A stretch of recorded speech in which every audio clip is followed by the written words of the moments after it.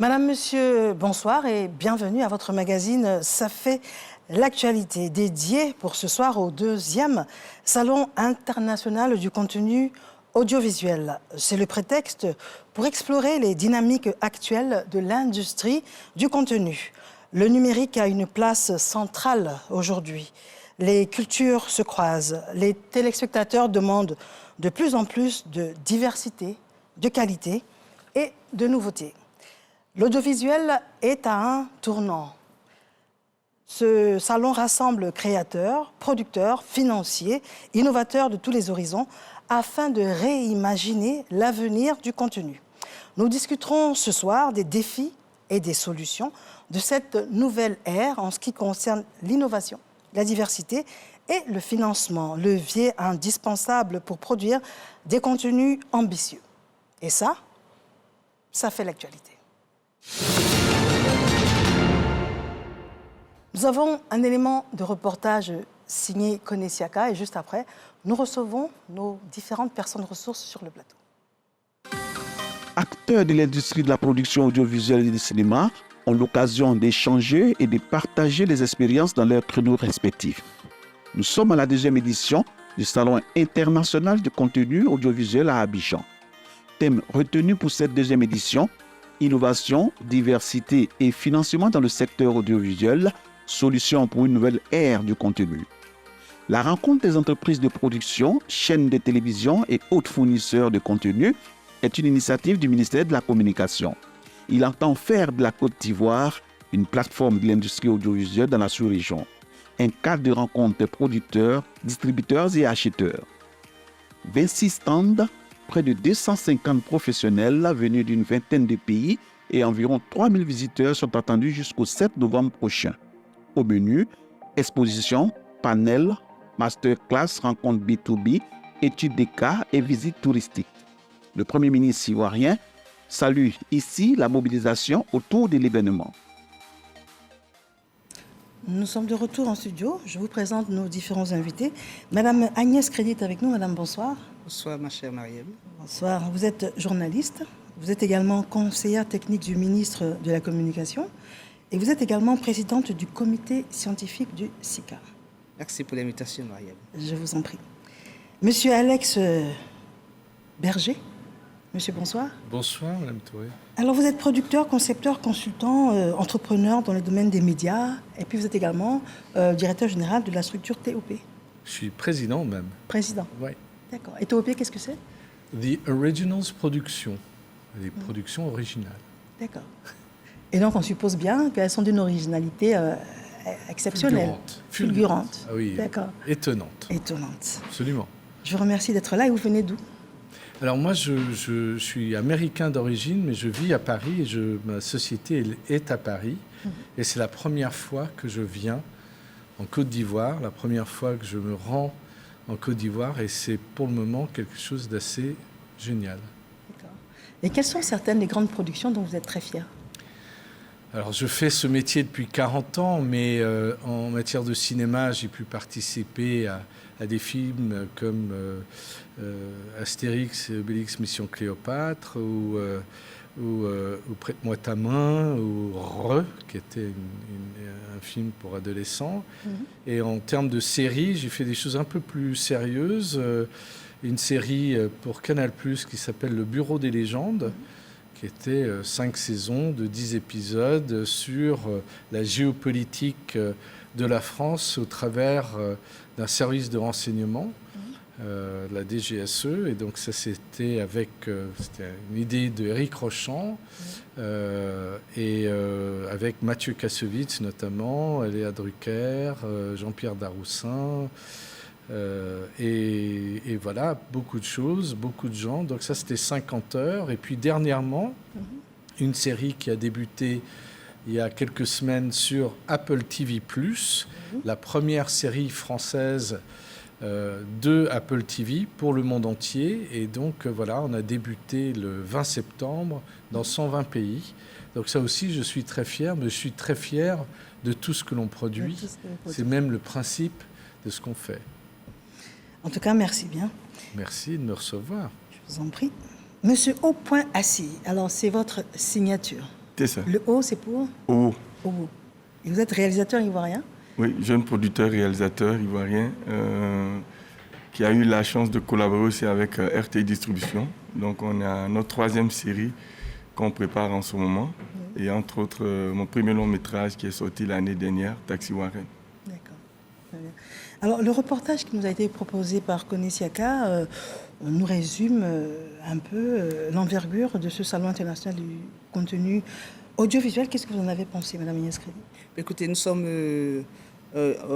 membres du cabinet du Monsieur le ministre de la Communication, donc forcément impliqués dans l'organisation de ce salon que Monsieur le ministre a porté, qui est une initiative donc, du gouvernement ivoirien, qui est donc de créer les conditions, créer un espace pour justement offrir des opportunités, c'est le mot-clé d'ailleurs de ce SICA, des opportunités justement aux professionnels du secteur, afin que ce qu'ils font soit visible et ce qu'ils sont soit aussi su, et qu'on puisse avoir donc ce marché en termes d'échanges, de rencontres, de discussions, de partage d'expériences, d'enrichissement mutuel et surtout d'enrichissement personnel, pour que dans ce regard croisé, dans ces rencontres entre des professionnels d'un secteur à la fois foisonnant et en pleine ébullition, il y ait donc cette émergence d'un contenu qui soit à la fois à l'image de ce que peuvent attendre des consommateurs exigeants, mais aussi qui puisse aussi rassembler un monde de plus en plus divers et varié pour justement une création qui soit tout à fait à la fois originale, comme disait donc Alex Berger, donc à la fois originalité et personnalisée aussi, en même temps marque de fabrique de manière spécifique pour que dans cet univers, on puisse justement découvrir un monde de créativité et d'originalité.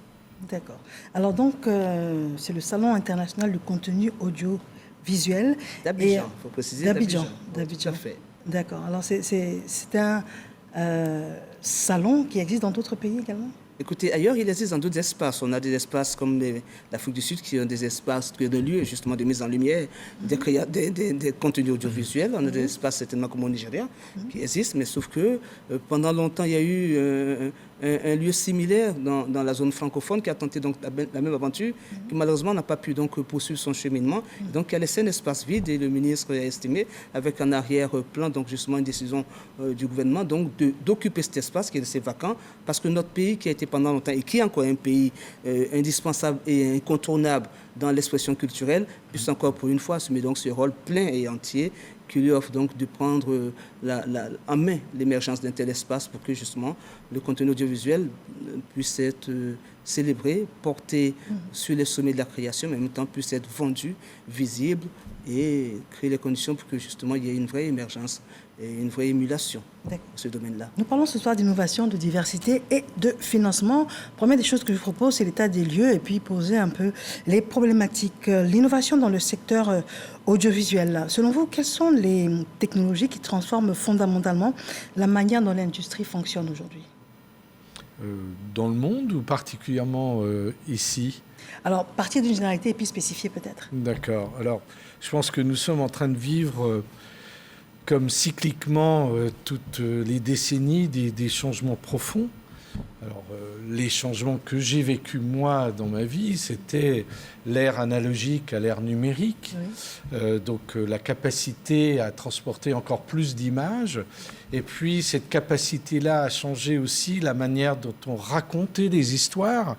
Ce qui était révolutionnaire, c'était de pouvoir prendre son appareil téléphonique, d'être dans le confort de son salon, de pouvoir imaginer une histoire, de peut-être le tourner, le monter et le diffuser directement depuis le confort de son salon. Ça, c'est absolument incroyable. Et cette culture instantanée du numérique, alors a des bons côtés, des côtés évidemment moins contrôlés et moins bien. Néanmoins, c'est révolutionnaire dans l'art de raconter une histoire.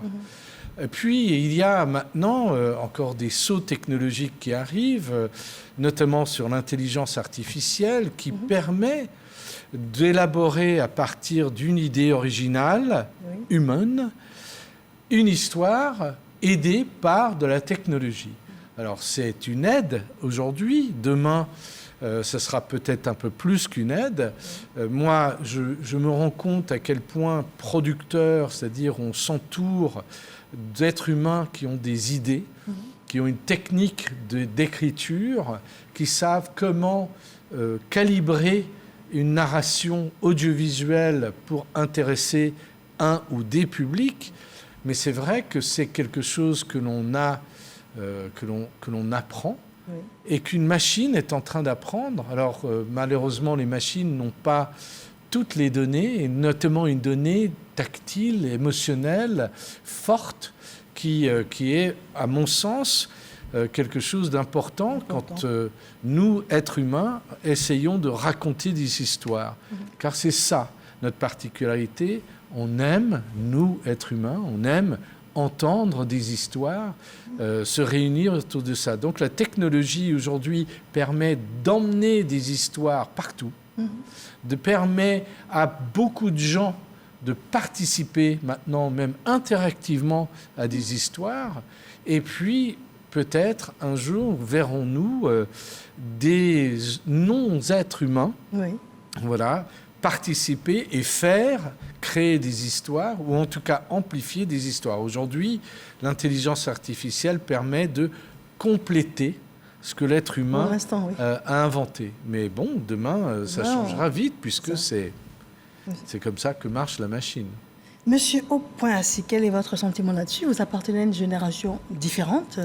Vous avez sûrement également vécu cette transition de l'analogique au numérique, mais est-ce que vous avez le même sentiment? Oui, pour nous, d'abord, le numérique a permis à nous, jeunes producteurs, de nous lancer, parce que, je veux dire, de ce qu'on a appris de nos professeurs, le cinéma du temps analogique et le cinéma numérique, il y a eu quand même une facilité pour nous de prendre en main aujourd'hui nos productions à cause du numérique. La facilité d'acquisition du matériel, les caméras, qui sont un peu plus abordables en termes de coûts, ce qui n'était pas le cas. Aujourd'hui, la post-production en analogique et puis au numérique, c'est le jour et la nuit. Donc le numérique a été, nous, notre chance, en fait, qui nous a donné de nous lancer tout de suite dans le cinéma, alors que la vieille école, je veux dire, il fallait quand même développer les films, aller trouver des laboratoires, c'était une grosse machinerie. Donc le numérique nous a permis, nous, avec du matériel léger, souvent avec des prix abordables, de faire notre cinéma. Et puis comme innovation aussi, je voulais ajouter les plateformes de streaming qui permettent aujourd'hui de toucher un public plus large et pour nous qui apportent quand même un poids dans la production des séries et des films aujourd'hui. Mais est-ce que cela ne demande pas des compétences différentes également? Le fait d'avoir accès à tout ce numérique, à toute cette technologie, ça ne vous demande pas d'autres aptitudes? Bien sûr, c'est pour ça qu'il y a une formation qui doit accompagner cette transition. Voilà. Moi, je connais des gens qui ont arrêté d'être ce qu'ils étaient parce qu'ils n'ont pas pu s'adapter en fait, à l'utilisation des nouvelles technologies. Donc, il y a toute une nouvelle formation, une nouvelle ère à explorer. Et comme il a dit, c'est en même temps une opportunité, mais ça peut avoir aussi des contraintes. D'accord. Alors, Madame Agnès Crédy, quel est votre regard par rapport au fait que c'est un défi et donc s'adapter à la nouvelle technologie, cette transition, comment vous l'apercevez? Écoutez, les professionnels vous parlent donc de nouveaux modes de production, on l'entend. Et en face, donc, il y a les nouveaux modes de consommation. Ça, c'est une réalité. Le Premier ministre, qui était donc à la cérémonie d'ouverture du CICAD ce matin, d'ailleurs, a bien précisé que la Côte d'Ivoire, c'est 58 millions de personnes abonnées, connectées donc à téléphone mobile. Pour 30 millions d'habitants, vous imaginez qu'en fait, pour chaque Ivoirien, en gros, on a 2 plus. On a donc 2 téléphones portables. Du coup, ça nous donne des possibilités de consommer autrement. Donc, on a consommé par smartphone. Donc, les écrans changent, les modes de consommation changent. La question de l'obligation d'être assis devant une télévision n'est plus la même. D'aller au cinéma n'est plus la même. Aujourd'hui, par mon smartphone, je consomme ou en même temps, je produis et je consomme en même temps. Donc, cela amène à réfléchir sur comment les choses sont donc prises en compte dans cette évolution, dans cette mouvance, dans cette transformation qui est une réalité. Notre pays, c'est la TNT, ça ouvre des perspectives énormes. C'est des chaînes de télé avec donc des chaînes privées à côté des chaînes publiques. Donc de la consommation locale, du contenu local, il faut donc produire, il faut offrir à la demande donc de ce que les gens attendent et donc possibilités en termes de marché pour les professionnels du secteur et donc perspectives énormes. C'est en cela que le ministère comprend donc tout l'enjeu donc de créer un espace, un salon. Un salon, ça veut tout dire. À la fois espace d'échange, de marché, de mise à diffusion donc de production et puis en même temps aussi de rencontre et de partage et de réflexion sur des thématiques nouvelles comme celle dont on parle avec cette édition qui parle donc d'innovation, de diversité et des questions de financement donc dans le secteur audiovisuel et les solutions que l'Afrique pourrait donc trouver à l'ère donc du numérique. D'accord. Alors, vous l'avez dit, nous allons parler de diversité. Alors, toute cette transition amène forcément à une diversité. Si vous deviez la définir ou la caricaturer, quelle serait cette caricature de la diversité à laquelle on devrait ou on a déjà accès aujourd'hui?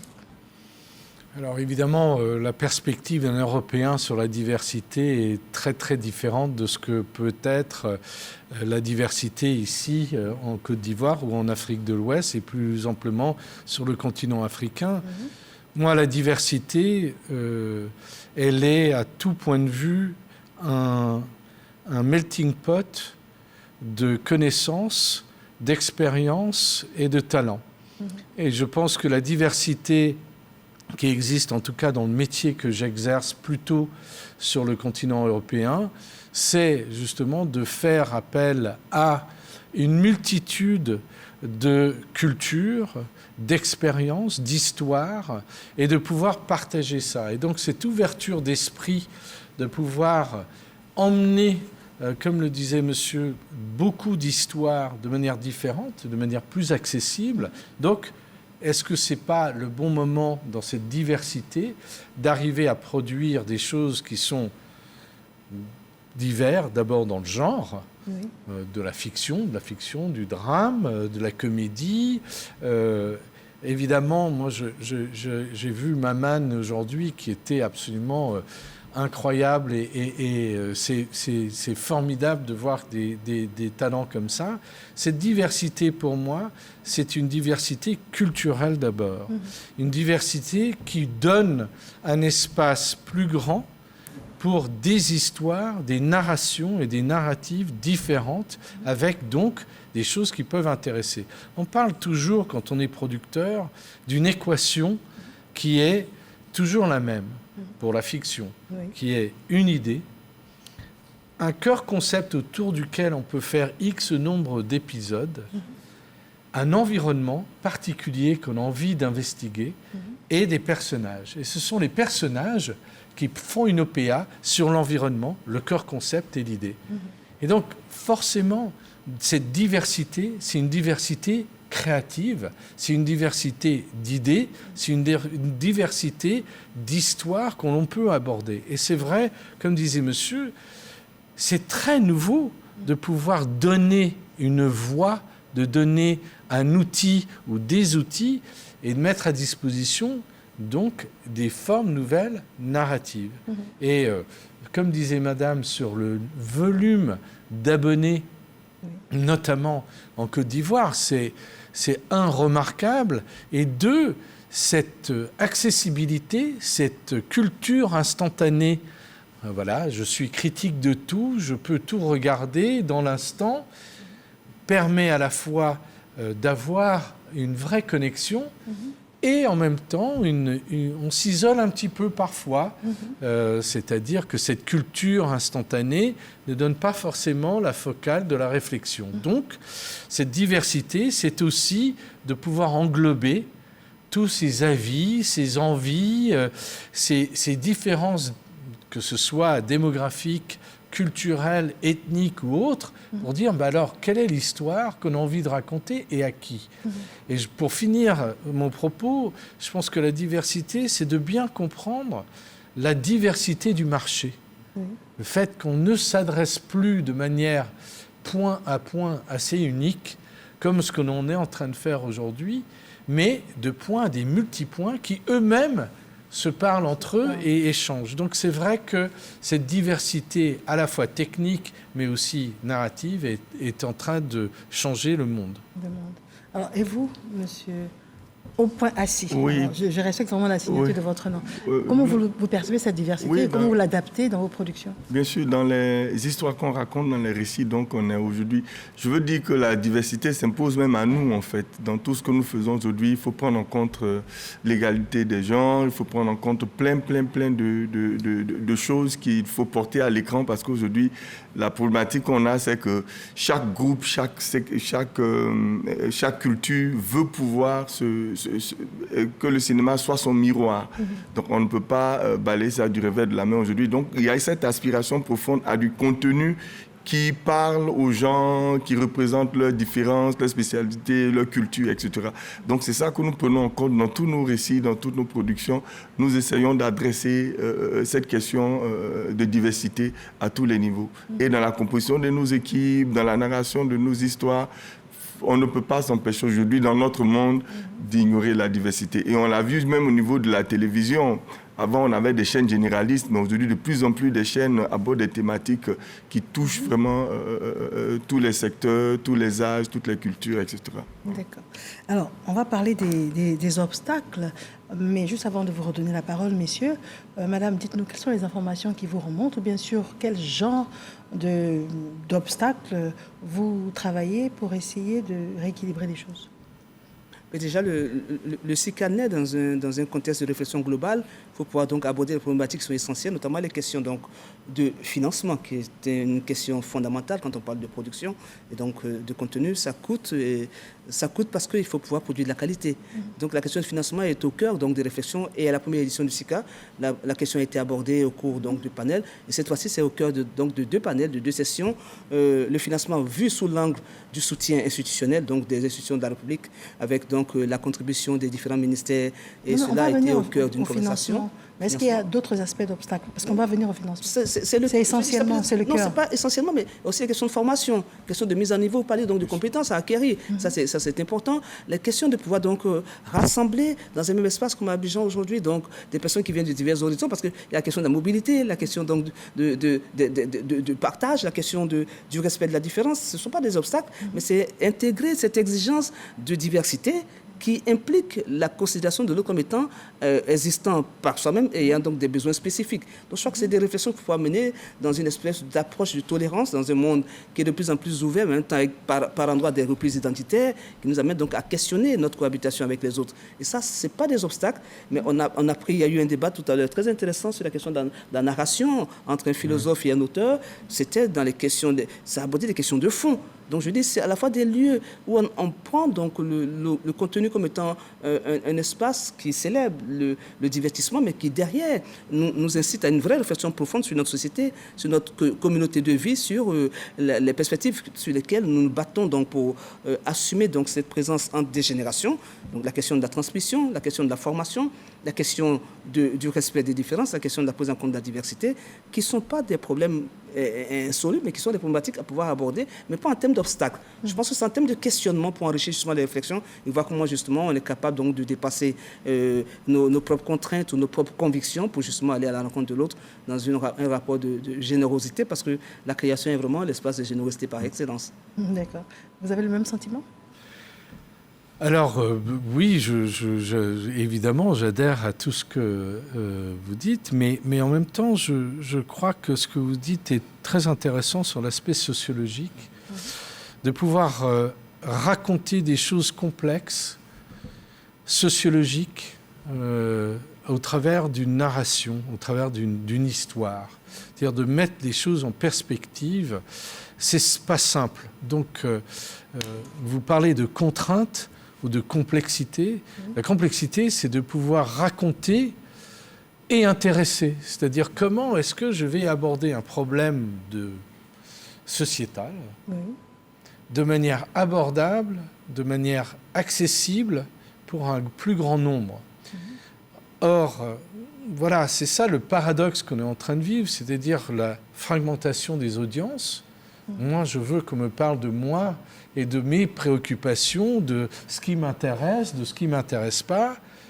Et en même temps, je dois plaire au plus grand nombre. Donc, je dois faire passer une histoire. Donc, je crois qu'il y a des changements et des contraintes aujourd'hui. C'est qu'est-ce que je peux, où sont les limites de l'exercice quand on fait une narration, quand on aborde un problème, un sujet profond, un sujet complexe. Est-ce qu'on l'aborde ou on ne l'aborde pas ?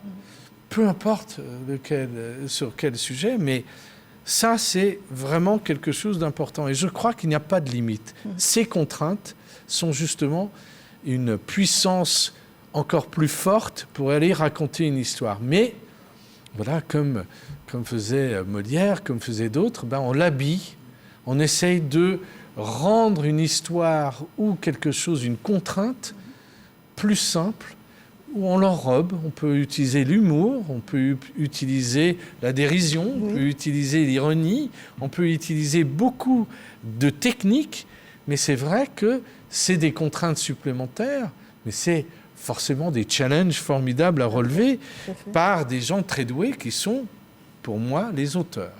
Et les auteurs, j'inclus les réalisateurs, puisque ce sont les chorégraphes des écrits, tout est dans l'écriture. Et quand c'est pas sur la page, on a du mal à comprendre l'image. Et donc c'est vraiment important de se concentrer dans des contraintes aujourd'hui, de comprendre ce que nous devons ici, en Côte d'Ivoire, et plus largement dans le monde. On doit apprendre une technique qui est l'art du mot.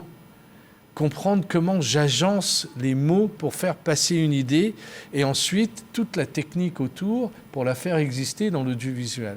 Mais le cœur du système qui est une des raisons pour lesquelles je me trouve ici, est déjà assez mature en Côte d'Ivoire. Il y a une histoire forte de comment on raconte des histoires.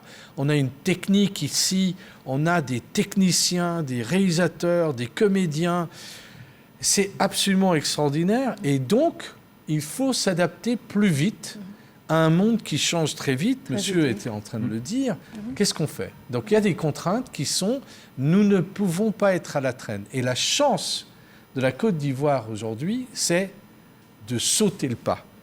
D'aller encore plus vite, de sauter le pas. On est déjà dans l'ère numérique. Vous avez une population de moins de 35 ans qui est gigantesque. C'est une force vive absolument incroyable et je pense que c'est une chance unique. Alors, dites-nous, vous en parliez tout à l'heure, les plateformes de streaming. Alors, ça donne un coup de fouet et ça oblige à être de plus en plus professionnel à intégrer toutes ces nouvelles données? Bien sûr, parce qu'on a l'opportunité d'atteindre un plus grand public. Donc c'est sélectif, il faut aussi, ça augmente la concurrence, parce qu'aujourd'hui, à 2-3 clics, on peut changer de série, on peut changer avant avec la télé, on est obligé de regarder un peu le long métrage ou la série, mais là, en 2-3 clics, le consommateur peut changer. Donc il faut être vraiment créatif pour pouvoir capter l'audience. Donc il y a cette concurrence-là. Maintenant, sur la diversité aussi, je voulais ajouter que nous, en tant que réalisateurs aujourd'hui, au niveau de la diversité culturelle, on rêve même. Donc, Madame Crédit disait, il y a une question de financement aussi qui peut freiner la diversité. On aimerait aller tourner même dans une diversité géographique, par exemple, que de tourner nos séries à Abidjan, pourquoi pas aller tourner dans des villes de l'intérieur. Tout ça, ça va apporter cette inclusion sociale qu'on recherche et que chacun pourra voir sa région, avoir un récit qui concerne sa région, qui concerne son peuple. Je crois que c'est vers ça qu'on doit évoluer normalement. Vous voulez ajouter quelque chose? Oui, je voudrais juste rajouter quelque chose. C'est très juste ce que vous dites et c'est très éclairant. Et en même temps, les plateformes, l'arrivée de ces plateformes doivent être quand même un peu maîtrisées. Car il faut bien comprendre, et nous l'avons vécu en France très vite, dès 2014, les plateformes sont essentiellement américaines. C'est des GAFAM, c'est donc des grandes sociétés avec des principes qui ne sont pas forcément les nôtres. Et donc, il faut pouvoir moduler, réguler et rendre mutuellement bénéfique cet apport. Donc, plus de choses à voir, plus de diversité, plus d'histoires à regarder. Mais alors, les contraintes de ça, c'est aussi, mais alors, quel est l'intérêt d'un pays pour juste, c'est pas juste de faire plus, d'avoir plus de choses à regarder, à quelques clics comme vous dites, mais mieux. Il faut pouvoir faire mieux. Et donc faire mieux, c'est de faire travailler encore plus de producteurs locaux, avec des histoires, comme vous dites, multidimensionnels et locaux. Et donc il va falloir réfléchir constamment à comment cet équilibre va se faire avec les nouveaux entrants qui n'ont pas les mêmes contraintes que ceux qui sont venus il y a 20 ans, ou il y a 15 ans, ou il y a 10 ans. Canal+ vit l'arrivée d'un Netflix, Amazon ou d'autres de manière très, très difficile parce qu'ils n'ont pas les mêmes contraintes, ils n'ont pas les mêmes régulations. Et eux le disent eux-mêmes, ah ben non, nous on est le web, Donc, ce n'est pas les mêmes régulations que vous pouvez apporter. Donc, il faut pouvoir mettre à jour constamment des règles qui soient observées par tous, notamment, et c'est ce qui s'est passé en France, qui, je pense, a été leader, parce que c'était le premier marché qui a été attaqué, en fait, abordé, on ne va pas dire attaqué, qui a été alimenté par ces plateformes, c'est de pouvoir obliger à des quotas. Et les quotas? Des quotas, c'est-à-dire combien d'émissions, combien de films, combien de séries, combien de documentaires doivent être produits localement et diffusés par obligation sur ces plateformes. Pourquoi? Parce qu'on est tous des abonnés. On paye tous. Avant, on payait des impôts pour que le hertzien passe partout. Aujourd'hui, c'est nous, abonnés, qui payons l'arrivée de ces ondes chez nous, puisque par câble ou par satellite, etc., par le filaire ou par le mobile, tout ça change la dimension. Donc je crois qu'il est important aujourd'hui d'en effet réfléchir aux moyens mutuellement bénéfiques pour que ce soit formidable pour l'ensemble des spectateurs dans un pays et extrêmement bénéfique pour ceux qui fabriquent et ceux qui alimentent un pays. Parce que sinon, on perd notre culture, on perd notre identité. De regarder que des films anglo-saxons ou d'ailleurs, ou asiatiques, ou français, etc., c'est super, c'est divertissant, mais ça n'alimente pas notre culture à nous. Ce n'est pas nos histoires. Alors, ici, donc chez nous, en Côte d'Ivoire, comment est-ce que la question est abordée et puis comment est-ce qu'elle est encadrée, justement, pour trouver ce juste équilibre? Alors déjà, les chaînes privées qui sont nées depuis donc, le déploiement de la TNT en Côte d'Ivoire ont donc pour obligation de diffuser un certain quota, un pourcentage donc, de pollution locale. Ça s'est avéré, ça permet justement au local d'être toujours actif, d'être inventif, d'être créatif et d'exister et de se déployer dans ce monde concurrentiel. Donc déjà, cette exigence donc d'exister ou de coexister, ça c'est important. Deuxième élément, c'est comment on mène les réflexions. L'un des panels de SICA 2 avait un titre assez parlant, c'est David contre Goliath. Justement, face au GAFA, comment le petit David donc, affronte donc Goliath pour justement pouvoir exister, pour ne pas mourir dans un monde où justement le rouleau compresseur est tel qu'en fait, si on n'est pas réactif, on peut disparaître. Or, la question de la diversité revient encore parce que c'est dans la diversité qu'on peut réinventer un monde justement plus homogène parce qu'on est capable donc de pouvoir coexister et de manière à ce que la création puisse continuer à offrir la possibilité aux différents groupes, aux différentes exigences d'être donc comblées et satisfaites. Donc ça, c'est important de faire. Donc les réflexions. Deuxième élément à intégrer, et là, le SICA donc, offre cette opportunité, c'est en cela que le salon a encore plusieurs raisons d'être, c'est de se dire que chaque année, on va se retrouver et questionner les problématiques qui s'opposent, qui s'imposent.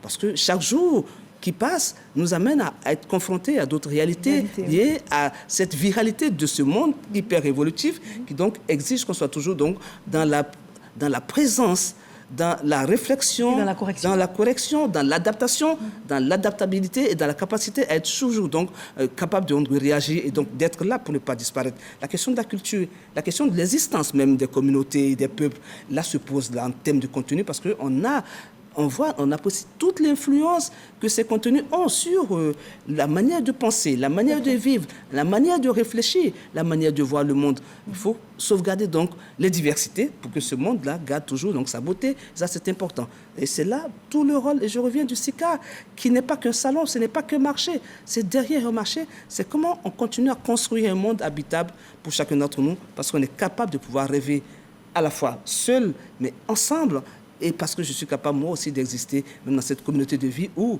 la machine oppressive des géants peut écraser les plus petits. Mais il faut de la place pour les petits, parce que sans petits, il n'y a pas de géants. Alors, le SICA, comment c'est structuré? On a bien compris les implications fortes et les volontés fortes, mais comment c'est structuré? Et puis c'est sur du jour, cela a commencé aujourd'hui. Alors, quelles sont les grandes articulations du SICA? Alors, le SICA, on a 250 professionnels qui sont donc arrivés de 20 pays. On a le Canada, les États-Unis, la France, on a la Tunisie, on a la Turquie, on a le Kenya, on a l'Ouganda, on a l'Éthiopie, évidemment la Côte d'Ivoire qui accueille. Donc, on a toujours diversité encore et on tient compte de cette ouverture. Terre d'hospitalité, terre d'opportunité, on ne peut qu'être un pays ouvert, donc justement, qui accueille donc le monde.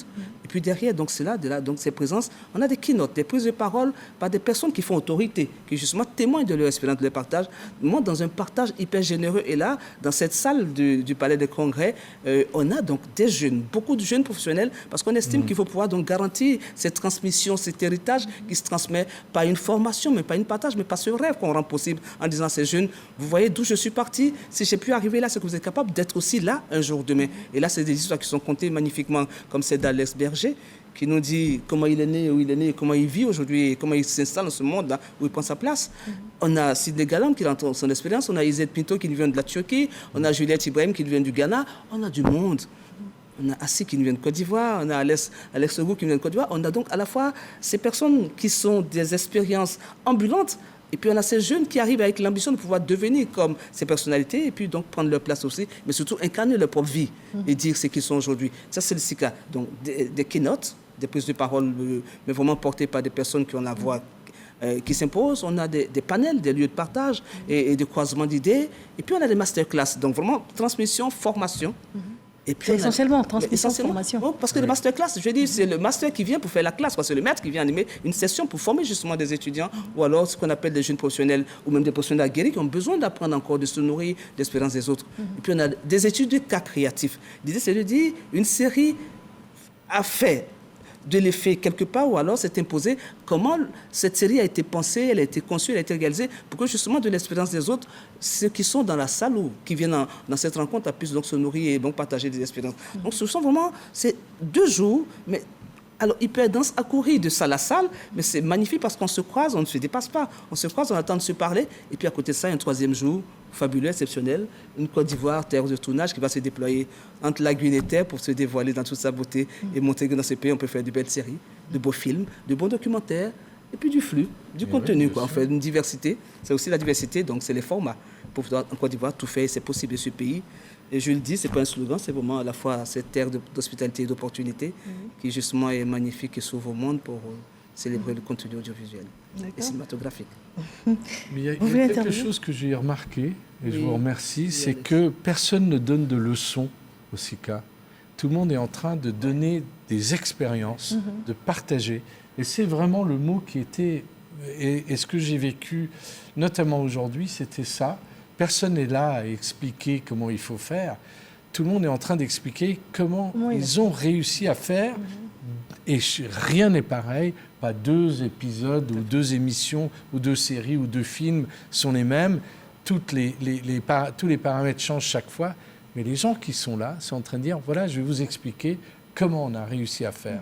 Comment on a rêvé à un truc qui était impossible et comment on est arrivé à le faire. Sidney Galonde a arrivé à faire ça. C'était formidable de pouvoir entendre quelqu'un qui ne venait pas de là. Moi non plus. Je n'étais pas formé, je ne connaissais personne dans ce domaine. Et c'est vrai d'entendre ces retours d'expérience et de pouvoir le partager, notamment à des jeunes gens qui sont là en train de rêver et dire non mais c'est possible. Il faut bosser beaucoup, il faut avoir... il faut être très sérieux. Il y a des paramètres qu'il va falloir factoriser, notamment sur l'avenir, mais c'est formidable. Quel élan formidable. Donc c'est vraiment un écrin assez étonnant et je fais beaucoup de salons, je fais beaucoup de conférences universitaires, etc. Franchement, il y a quelque chose d'assez unique. Vous sentez que c'est vraiment la transmission... C'est la particularité de la Côte d'Ivoire. Ah oui, c'est ça. Vous pensez que c'est vraiment la transmission du savoir et puis le fait de susciter des vocations. En fait. On lit dans les yeux des jeunes gens et notamment les classes d'étudiants qui étaient là depuis ce matin, cette envie d'avoir envie. C'est formidable de dire, alors, voilà, j'ose pas vous aborder, mais voilà, je suis étudiant X ou Y, voilà, en technique, etc. Je dis, mais allez-y, c'est quoi la question ? Voilà, j'ai envie de faire ça, etc. Donc, tout ce qu'on peut apporter, c'est du conseil. C'est pas une leçon. Tout à fait. Encore une fois, ils vont métaboliser.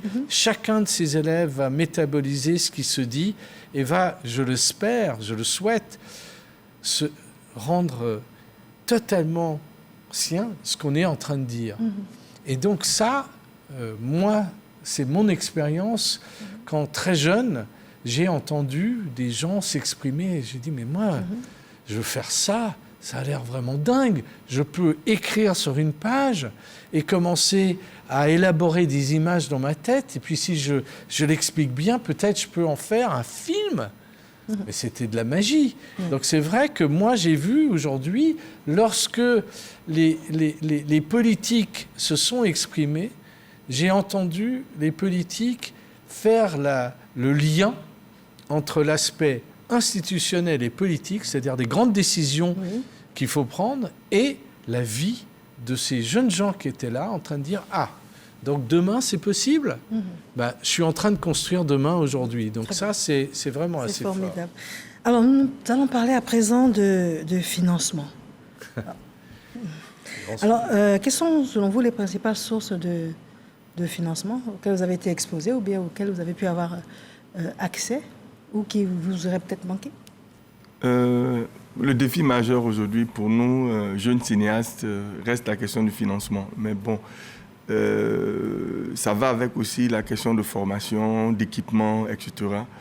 Et je crois que de plus en plus, il y a des guichets de financement qui s'ouvrent à l'international comme au niveau local. Il y a le FONSIC, il y a l'ASDM, je crois. Il y a des opportunités aujourd'hui que l'État de Côte d'Ivoire met en place pour accompagner.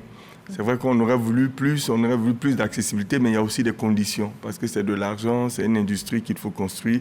Donc c'est des choses qui sont en train de se mettre en place. C'est pour ça qu'on salue l'initiative du SICA, donc, qui accompagne déjà l'industrialisation. Parce que nous, c'est un métier qu'on aime, mais à faire, il faut qu'on puisse en vivre. Bien sûr. Et donc, qui dit vivre de son métier, de son art, industrialisation, accompagnement des institutions de finances, etc.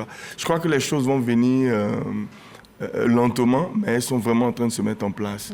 Moi, je n'ai pas encore bénéficié, je veux dire, de financement. Toutes les productions, on les a fait en coproduction avec la RTI, donc RTI Distribution, qui aussi contribue déjà à nous mettre dans les conditions qu'il faut pour raconter nos histoires. Et puis aussi, il y a l'accompagnement de quelques banques sur un bon de commande, sur un contrat avec une chaîne de télé qui savent mettre aussi un financement à côté pour nous accompagner. Donc les initiatives se multiplient. Je crois qu'avec le SICA, ça va se vulgariser et que les gens craignaient de ce que notre secteur était immatériel, industrie créative et culturelle, et les banquiers n'aimaient pas vraiment financer parce qu'il n'y avait pas de garantie. Je crois qu'aujourd'hui, les choses sont en train de se mettre en place. Il y a un fonds de garantie qui accompagne les producteurs, qui leur permet de peut-être faire des nantissements de matériel, d'équipement. On peut avoir des leviers quand même pour pousser. Notre rêve, c'est que ça s'industrialise et je crois que les bases sont en train d'être posées. Ouais. Vous avez vécu les mêmes contraintes? Bien sûr. Dans le monde entier, c'est toujours la même chose. Et je dirais que en Côte d'Ivoire, il y a déjà beaucoup de choses qui sont mises en place. Mais il faut bien comprendre la clé de tout ça, c'est la propriété intellectuelle. C'est-à-dire que lorsqu'on crée une œuvre, quand on a une idée et qu'on la structure, c'est comme d'acheter un bout de terrain. Et il faut que les financiers comprennent bien que ce qui est le plus à risque, c'est ces deniers premiers, c'est-à-dire l'argent qu'il faut mettre pour développer une idée, pour justement se poser toutes les questions que personne ne vous a posées, de donner toutes les réponses, c'est justement de pouvoir comprendre que ce n'est pas aussi immatériel que ça. Et que finalement, on est en train de viabiliser un terrain qui peut être extrêmement fertile, non seulement pour faire pousser des choses, mais même un immeuble. Et donc, c'est vrai que quand moi j'ai commencé il y a 40 ans, c'était aussi complexe que ce que vous venez de décrire. Mais maintenant, tout d'un coup, il y a un volume, cette propriété intellectuelle, l'idée de créer cet actif, donc d'avoir des fonds, comme ça a été créé aujourd'hui, il y a des fonds qui sont dédiés à ça, c'est de pouvoir faire en sorte que les producteurs puissent garder un maximum de cette propriété, de cet actif, qui, dans le futur, va être un revenu qui va alimenter le fait de développer d'autres projets pour réinjecter dans une économie qui est celle locale et de la production. Donc, c'est toujours très important et donc il faut convaincre toujours les financiers.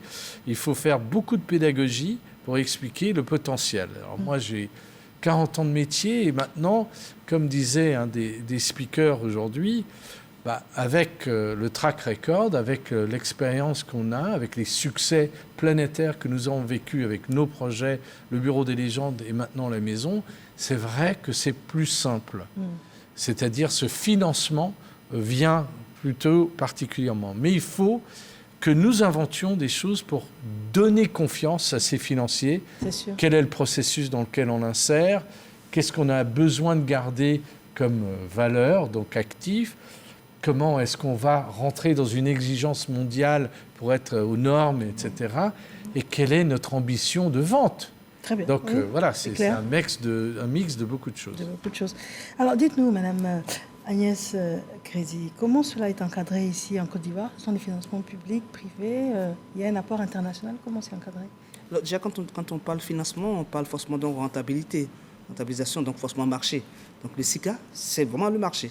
C'est un salon, c'est aussi un marché. Et rendre possible la commercialisation donc, de ces productions. Aujourd'hui, en Côte d'Ivoire, de manière spécifique, on a donc de plus en plus de chaînes privées, mais en plus d'autres canaux de consommation de contenu audiovisuel qui permettent justement aux producteurs, pour du secteur, de pouvoir donc avoir des lieux de commercialisation ou de diffusion, disons les choses plus finement, donc de diffusion donc de leur production. Ça, c'est déjà donc l'existant.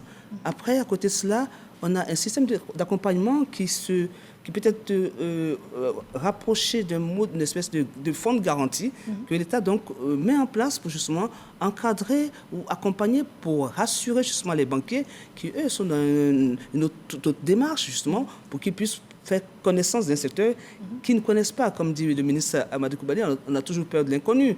Les banques ne connaissent pas donc, ce secteur-là. Donc, comment les rassurer? C'est d'ailleurs tout l'intérêt donc, de cette double session sur le financement donc, qui a été organisée pour aujourd'hui en partie avec l'apport du financement public. Donc, comme levier justement pour booster l'apport privé. Et puis demain, ce sera donc avec les banques, les assurances et les entreprises privées qui vont donc se retrouver pour découvrir un secteur qui est rentable, parce que rentabilisable, qui est vraiment un vrai marché. Donc il faut pouvoir les rassurer de tout ça. Donc ça, les conditions sont créées. Et là, les ministres, dans leur conversation aujourd'hui, ont bien mis en exergue comment l'État, dans une forme de cercle vertueux, créer les conditions pour que chaque acteur de sa posture puisse contribuer à créer cet univers rassurant pour que les acteurs du privé donc, puissent investir dans un domaine qui est, je dis, rentable. Je dis aujourd'hui, je crois que c'est Berger qui disait, on ne parle même pas de software, on parle du vrai pouvoir, de la puissance dominante. Je veux dire, des pays comme les États-Unis ont dominé le monde et continuent de le faire parce qu'ils ont su faire rêver avec leurs héros, avec leur contenu, avec leurs films, avec leurs séries. Donc, on a tous été plus ou moins colonisés par cet univers. Et c'est une vraie puissance économique. Hollywood, je veux dire, puissance économique. Aujourd'hui, sur le Nigeria a pu se positionner comme étant la première puissance africaine, c'est en partie grâce à Nollywood. Aujourd'hui, et Kounle l'a dit, Kounle Afolayan, qui a raconté son histoire, il naît d'un père qui est diffuseur de contenu. Lui, il décide non plus d'être diffuseur parce que son père ne possédait rien, il n'avait rien en lui. Donc lui, il devient producteur, acteur, pour être encore plus diffuseur. Alors il part donc de la production, il est diffuseur de contenu. Aujourd'hui, il a lancé sa ligne de vêtements. Je dis, il a une vraie diversification. D'accord. Donc vraiment, c'est comment être inventif. C'est comment saisir les opportunités donc, que le secteur offre. Et ce secteur qui offre du rêve, offre d'énormes possibilités, justement en termes de marché, pour des personnes qui ont une vision un peu plus large. Mais c'est un processus qui est très précis à mettre en place. Et je pense qu'il faut réinventer cet écosystème. Et c'est ce que j'ai entendu, moi, aujourd'hui. C'est cette envie de réinventer cet écosystème, de la renforcer et de l'emmener dans une ambition encore plus forte, comme celle du Nigeria. Et c'est possible. C'est en effet possible. Nous sommes déjà au terme de notre entretien. Le salon demain également?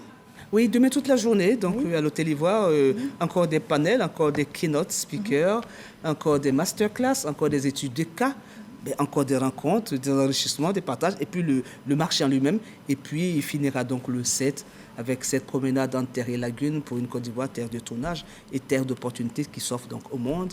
Et en même temps qui s'est dit merci à ceux qui ont fait le Merci voyage de de si nous loin avoir pour justement reçus. partager leur expérience. Et comme a dit Alex Berger, nous ne sommes pas dans un lieu pour donner des leçons, mais c'est du partage, c'est de l'enseignement, c'est de l'expérience. Et je dis encore, c'est de la générosité, c'est de l'hospitalité. Et c'est moi, la je Côte voudrais d'Ivoire. partager avec vous Oui. quelque chose que je ramène de notre dernière série, qui est un tote bag. Alors voilà, c'est pas notre métier, on fabrique des images, mais pour vous, je vous remercie aussi de nous avoir reçus Merci bien. aussi généreusement. Merci La encore. maison. Et voilà. D'accord. En tout cas, je vous remercie infiniment, Madame, Monsieur, d'être venus sur notre plateau. Nous parlons donc du Salon international du contenu audiovisuel d'Abidjan. Nous parlions d'innovation, de diversité et de financement, une solution pour une nouvelle ère du contenu. Et nous recevions Monsieur O.Assis, j'insiste parce que c'est votre signature. Merci. Non, c'est O. Oui, O, mais on dit O.Assis. c'est ça. J'insiste là-dessus, c'est votre signature. Vous êtes producteur et réalisateur ivoirien. Nous recevions également Monsieur Alex Berger. Je vous remercie infiniment.